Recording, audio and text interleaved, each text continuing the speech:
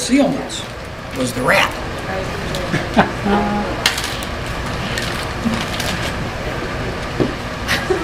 Oh my gosh. Is this got a camera in it too? Well, it could. It could have an explosive in it. It could. It could have all sorts of things in it. Yeah, go ahead. So the idea was, if you want to leave secret messages for your agent, or you want to leave instructions for your agent, what can you leave them in that nobody's going to pick up anywhere in the world? And in almost no place in the world are rats, dead rats, picked up by people. So pretty good idea.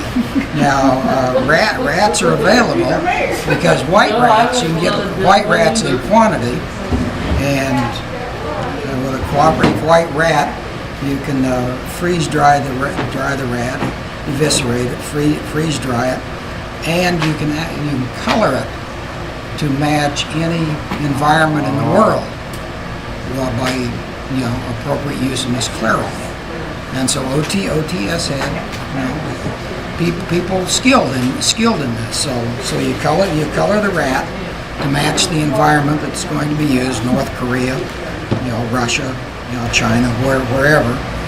And the cavity in the rat was just, you just gutted, and the whole body cavity then became a concealment. And you can actually put a lot of stuff inside the body cavity of a rat. So now, while no human being would pick up the rat that you threw down on the street, a cat would. Cats prevalent in most parts of the world, so they had to figure out how to make the rat immune from a cat. And what they found was that Tabasco sauce did that real effectively.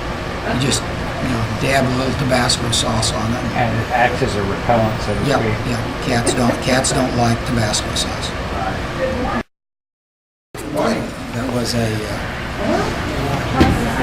mechanical flying device developed in the mid-1970s, and the idea was, how do you put a sensor or an audio bug on an area you can't reach, you can't get to it? So, well, if you could fly it up to that location, disguised as maybe a dragonfly, it could sit and listen in, hear what was going on, at least for a little while. This was a prototype device, never became operational, primarily because of power and the ability to control that.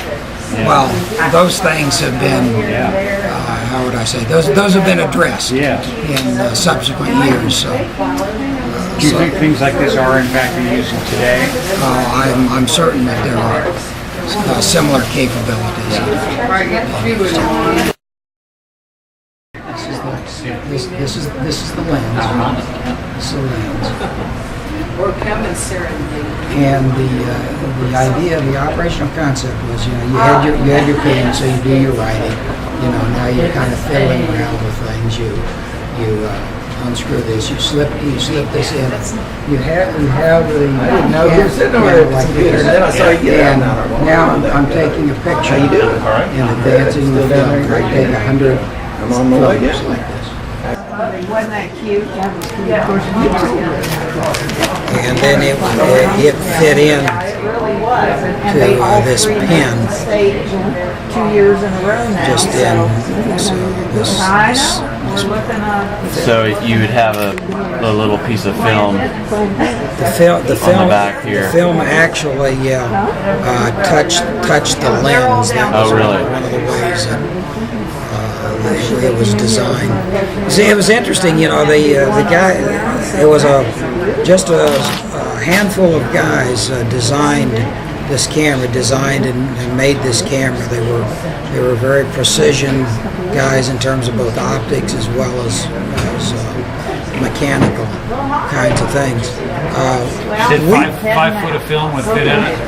5 inches. 5 inches. 5 inches. Sorry, 5 5 inches. inches. 4 millimeter. And 5 inches, and that would capture 100 frames. Oh wow. And the precision of this was such that once it was made and became popular, we got concerned that these guys, one of them would have a heart attack or something like that, or get run over, something like that. So you wanted to second source it. So we took the drawings, the designs to one of the major American camera manufacturers. Said, here's a special design. We want you to make this. And they said, okay. 2 months later, they came back. They said, "I'm sorry, but said this design really isn't possible. You can never get the optics to line up." Instructions to an agent or something like that. How do you ensure that you get rid of them, or if you're carrying sensitive information with you and you suddenly get arrested or stopped, how do you get rid of it quickly? And so this was this is your secret instruction. So that this is what OTS came up with as a way for assured destruction.